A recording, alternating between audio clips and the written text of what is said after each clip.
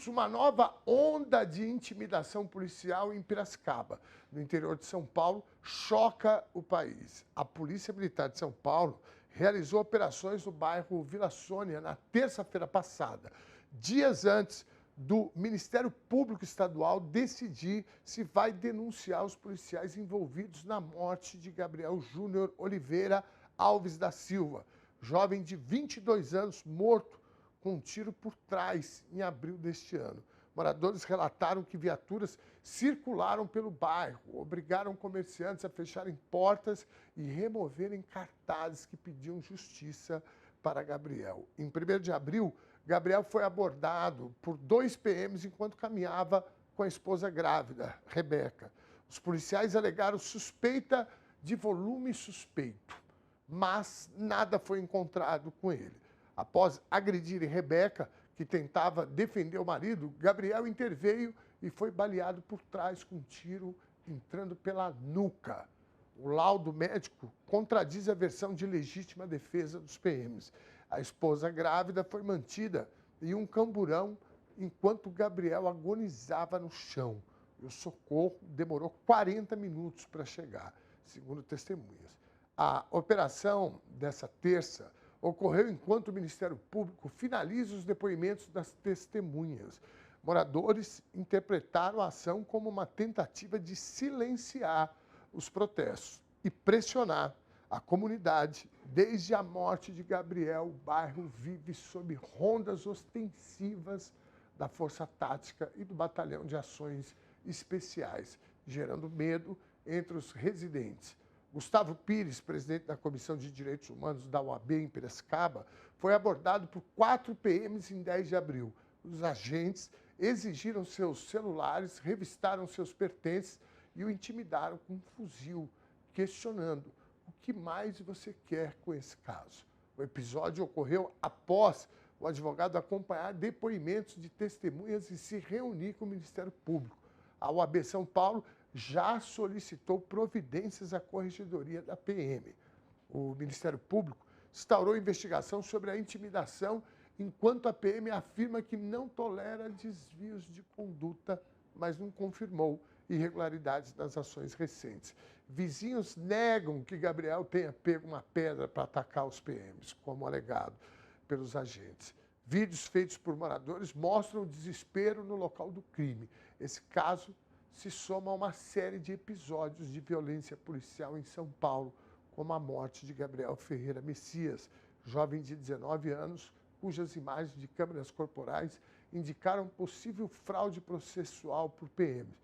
O possível é demais, é possível fraude, está tudo ali, né? A pressão por transparência nas ações policiais cresce, enquanto famílias e defensores de direitos humanos exigem respostas concretas. Bom, para falar sobre esse tema, eu recebo o advogado especialista em direitos humanos, e ex-secretário nacional do Ministério dos Direitos Humanos, doutor Ariel de Castro Alves, que eu vou convidar para assistir o VT que a gente estava falando. Como vai, doutor Ariel? Tudo bem? Boa tarde. Bem. Boa tarde. Honrado em recebê-lo aqui mais uma vez. É o meu.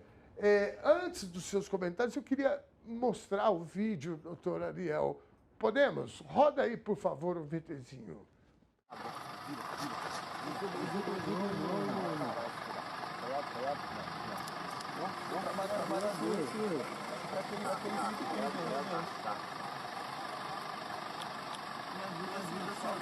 Essa moto é Bianca? É não, senhor. Uma coisa aí, mano. Viu?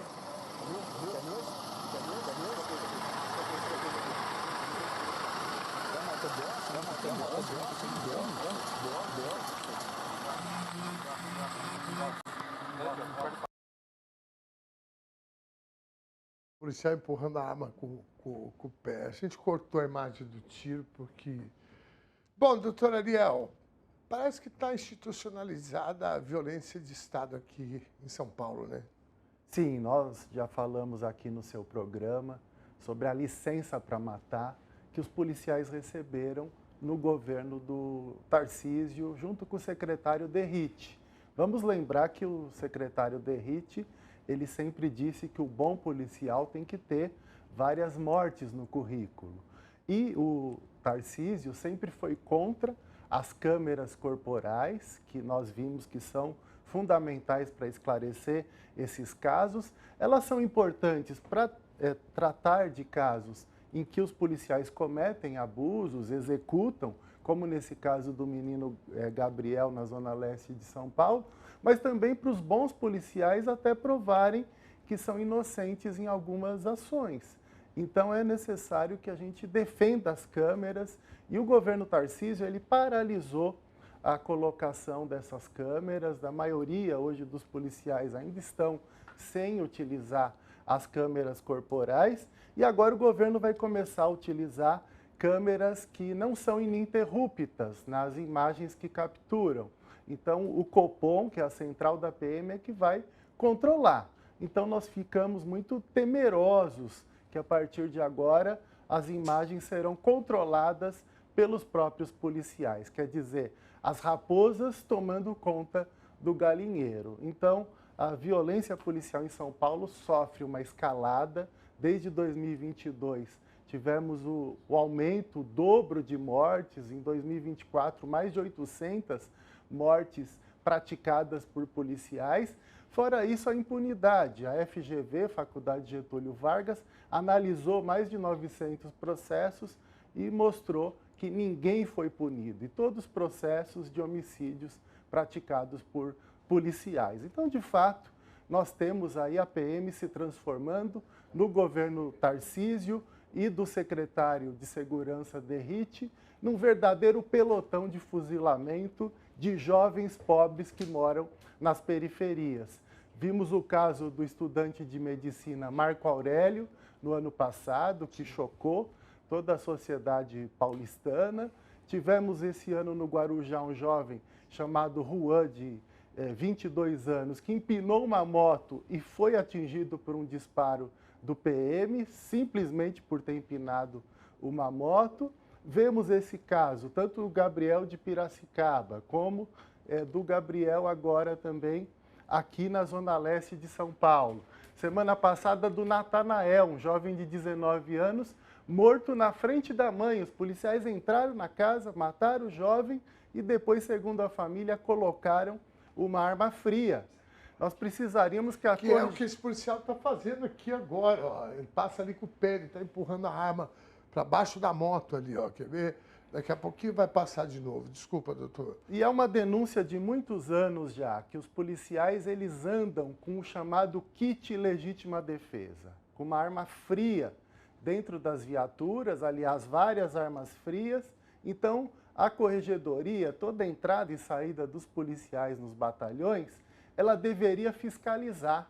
Eles deveriam ser submetidos às revistas e às viaturas também, para verificar as armas frias que eles guardam nas viaturas, e às vezes guardam drogas também para forjar pessoas inocentes como se traficantes fossem. Então nós precisamos de uma corregedoria mais autônoma, mais independente, de fortalecer a ouvidoria de polícia, e o governo Tarcísio tem tentado enfraquecer ou até acabar com a própria ouvidoria de polícia, perseguiu o ex-ouvidor Claudinho, que fez uma atuação importante. Então, o que nós vemos, de fato, é que a violência policial só tende a aumentar. Enquanto isso, o seu Derrite já está se lançando a candidato ao Senado ou até ao governador do estado.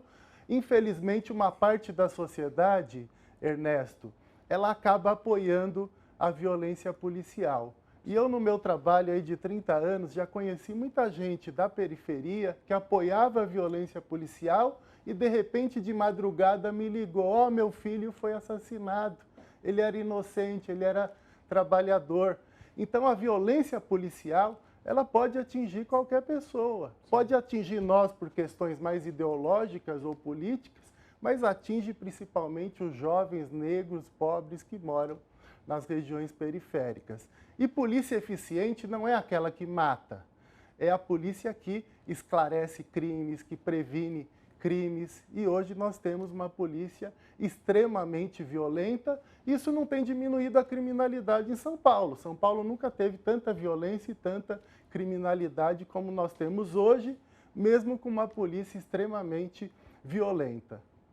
Sim, para quem, né, adora esse discurso que bandido bom é bandido morto, né, na verdade está apoiando esse tipo de coisa aqui, que esse rapaz, ele, para além de qualquer coisa, e mesmo se fosse, nós não temos pena de morte no Brasil, né?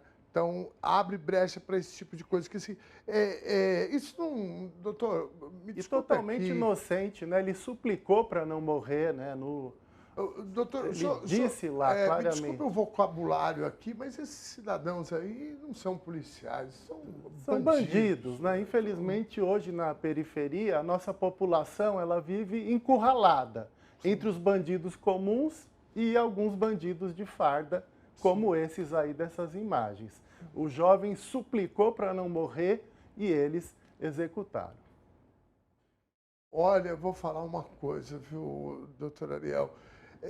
E você observou bem, né? O secretário de Estado da Segurança está se lançando já a um cargo político. Olha, eu vou te falar, parece que é uma provocação, né, com a civilização, porque o cara que apoia esse tipo de ação e que é responsável por esse tipo de ação, ele deveria estar prestes a ir para a cadeia, não para a eleição. Exatamente. Isso, infelizmente, acontece porque nós precisamos esclarecer melhor a sociedade sobre os efeitos perversos, deletérios da violência policial.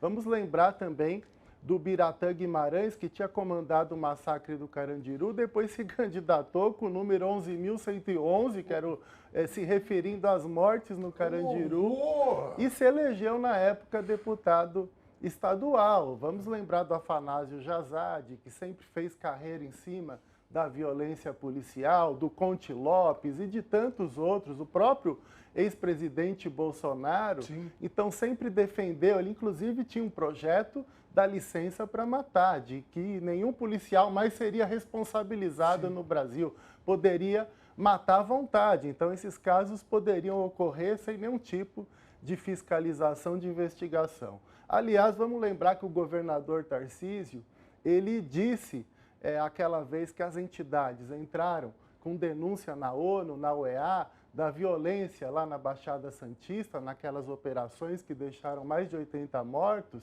que não se preocupava, não estava nem aí com aquelas situações, que poderia denunciar na ONU, na Liga da Justiça ou no raio que o parta. Quer dizer, isso mostra a conivência dele e que ele é o responsável por essas situações. Ele precisa ser responsabilizado, junto com o secretário Derrite, por cada assassinato da polícia. Infelizmente, o Ministério Público de São Paulo acaba sendo também omisso ou até conivente com a violência policial, porque não faz o controle externo que deveria realizar conforme a Constituição Federal.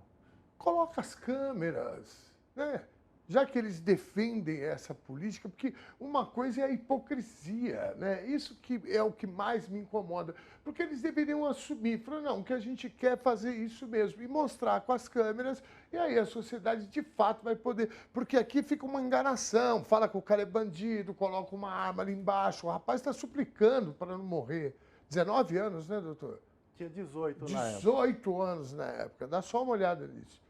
E não era bandido, não. Para quem acha que bandido morto, não era bandido, não. E como o doutor Ariel falou, né, pode ser, predominantemente, na periferia, mas também acontece, né, no meio da classe média. Se vocês quiserem pesquisar sobre isso, o livro Rota 66 foi, né, baseado num grupo de amigos que estavam dentro de um Fusca, né? Inclusive, eu conheço essa história de perto aí por conta da Yara Janra, que era a namorada de um deles, a atriz Yara Janra. E era o pessoal da classe média, né? Foram executados da mesma forma, isso lá nos anos 70. E isso continua acontecendo, mas, como eu falei, predominantemente nas periferias de São Paulo, como a gente está vendo aí. É um horror. Igual o caso do próprio estudante de medicina, Marco Aurélio. Ele foi morto aqui agora, na Vila Mariana, no ano passado. Sim. Os pais médicos, ele estudante de medicina, de classe E o que média ele fez? alta. Ele teve um surto. Teve um surto e teve um conflito com os PMs, eles executaram e depois quiseram dizer que estavam em legítima defesa, mas as imagens mostraram que não, que eles executaram o rapaz.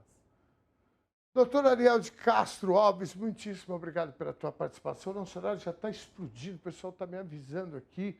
É sempre uma honra recebê-lo aqui e vamos continuar denunciando, abrindo espaço aqui sempre que o senhor puder, porque eu sei que a tua agenda também é complicada, mas nós estamos aqui sempre na expectativa dos seus comentários e análise e denúncias sobre esse tipo de violência aqui.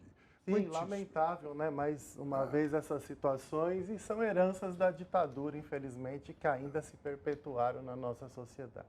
Eu acho que está na hora da gente fazer um conversa sem curva, a gente ficar uma hora, não é? Para a gente falar sobre isso e espalhar os cortes por aí. Doutor Ariel, Obrigado, à muitíssimo disposição. obrigado. Prazer. Viu?